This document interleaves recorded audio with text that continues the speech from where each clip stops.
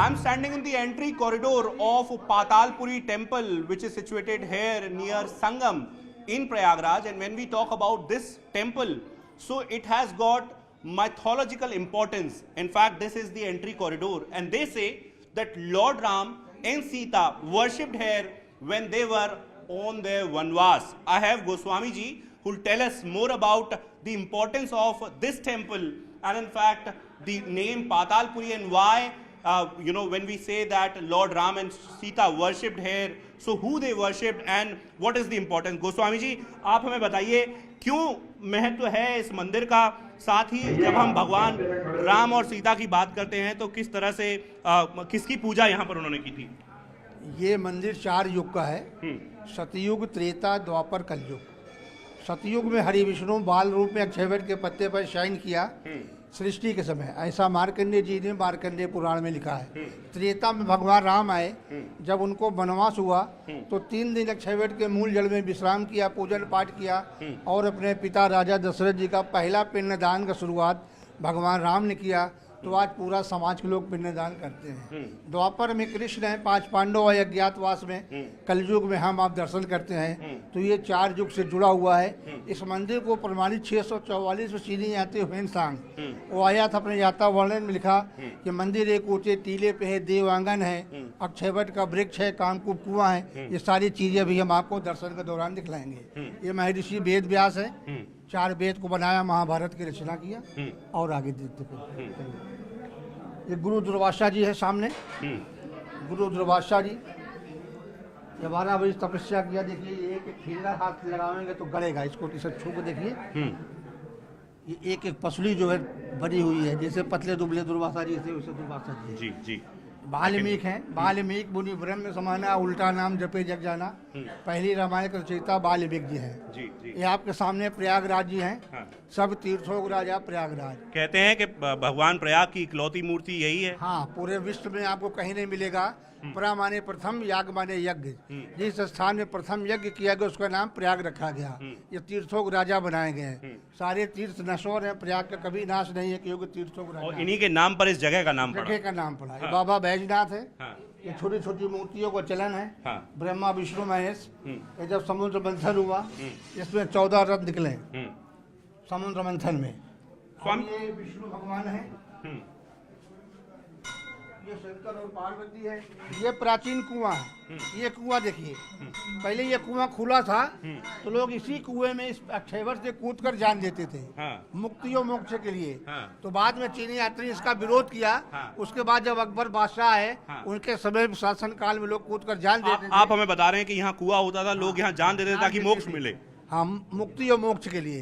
तो इसको अकबर बादशाह के समय काल में इसको बंद करा दिया गया। If Ravinder can show you the visuals, this used to be a well where people used to come and for the moksha they used to in fact कामकूप Saraswati कूप, इसी को कामकूप सरस्वती कूप, कामकूप माने मनोकामना को पूर्ण करने वाला कुआं सरस्वती कूप। और ये देखिए मूल जड़ है, एक अक्षयवट जी का मूल जड़ है, नहीं खुलेगा। ये देखिए मूल जड़ ऊपर से आया हुआ है। ये 3 चेहरे ब्रह्मा विष्णु महेश, ब्रह्मा जी का 4। ये अक्षयवट की मूल जड़ है। हाँ, अक्षयवट का मूल जड़ है। और ये 3 मूर्तियां हैं, ब्रह्मा विष्णु महेश। ब्रह्मा जी के 4 पुत्र हैं, शनक सनंदन सनकादि सनक कुमार।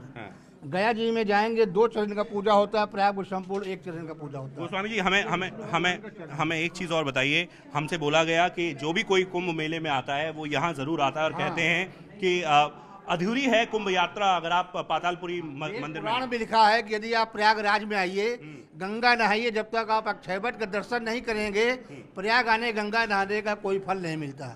इसलिए जो है आपके चैनल के द्वारा भी हम कह रहे हैं कि ज्यादा से ज्यादा लोग बने रहें, गंगा नहाएं और अक्षयवट का दर्शन करें, अपने जीवन को धन्य बनाएं। गोस्वामी जी कितने सालों से हैं आप यहाँ? हम लोगों का 14 पीढ़ी यहाँ गुजर गया है। 14 पीढ़ी गुजर गया। ये देवांगन के दीवाले है देखिए।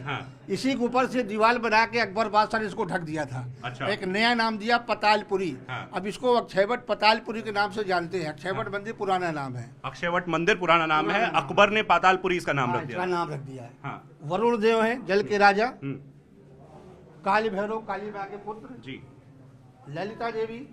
गोस्वामी जी अभी कुछ दिन पहले प्रधानमंत्री मोदी जी भी यहाँ आए थे, इसका रीडेवलपमेंट भी हुआ, उसका कुछ याद आता है?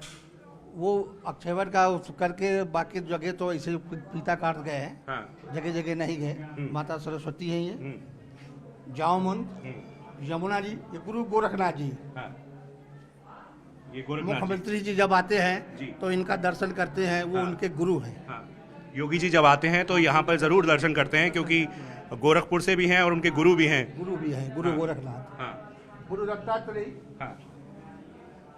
और राइट, सो दीज बाण आर गंगा, जी जी सत्यनारायण, जी और ये शनि देव है, 9 ग्रह को शांत करने वाले। जी। ये कुआं है, प्राचीन कुआं। इस कुएं में अभी हम जल छोड़ाएंगे, हाँ।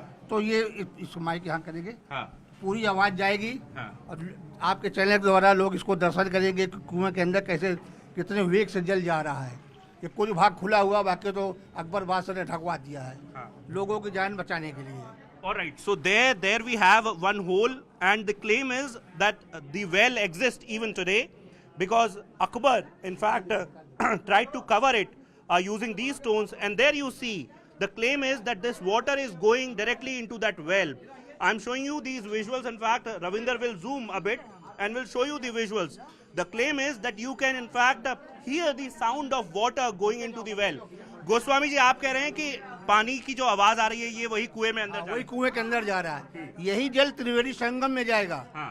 त्रिवेणी संगम में यही जल जाएगा, हाँ। तो वहाँ का भी पुण्य मिलेगा। हाँ। भोलेनाथ के वही दर्शन कराएंगे, वहाँ जाएगा, अक्षयवट के मूल जड़ों में जाएगा। ये जल चढ़ाने से 3 जगह जल जाता है। ऑलराइट, आइए गोस्वामी जी, आइए जरा हमें और बताइए। जब ये हम शनि देव हैं, 9 ग्रह को शांत करने वाले हैं। जी हाँ ये मार्कंडेय ऋषि अक्षयवट जी के गुरु थे।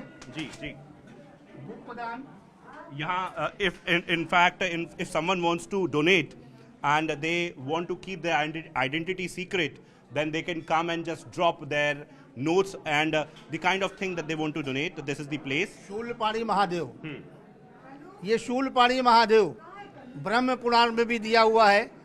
ब्रह्मा जी ने जो है आदेश दिया था सूर्य भगवान को, सूर्य भगवान ने स्थापना किया, सूर्य भगवान यहाँ जल चढ़ाते थे। प्राग महात्म इनके बारे में लिखा है कि अक्षयवट इनकी दूरी 10 हाथ की है, ये दूरी नापेंगे 10 हाथ। औरंगजेब बादशाह इनको क्षति पहुंचाया, हाफ पोर्शन कटा हुआ है। आप कह रहे हैं कि औरंगजेब ने इसको नुकसान पहुंचा? हाँ, हाफ पोर्शन काटा, दूसरे पोर्शन काटने लगा, उसके फौज में आग लग गया और छोड़ के भाग गया। Ravinder can show you the visuals. In fact, these are the visuals. He is claiming that Aurangzeb, in fact, tried to destroy the particular